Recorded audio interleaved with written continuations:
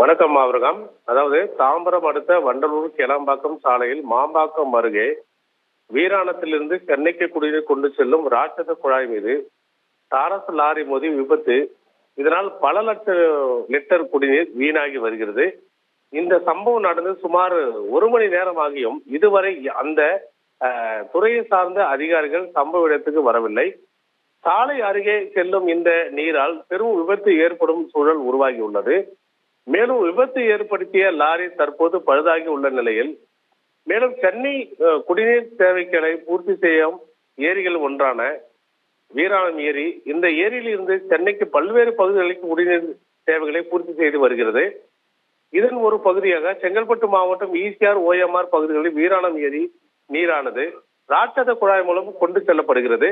குறிப்பாக வண்டலூர் கேளாம்பாக்கம் சாலையில் மாம்பாக்கம் அருகே வீராணம் குடிநீர் வழங்கும் ராட்சத குழாய் மீது டாரஸ் லாரி மோதியதில் குழாய் உடைப்பு ஏற்பட்டு சுமார் ஆள் உயரத்திற்கு தண்ணீர் பீச்சி அடித்து பல லட்சம் லிட்டர் குடிநீர் தற்போது வீணாகி சாலையோரம் காப்பு காட்டு பகுதியில் வீணாகி செல்கிறது.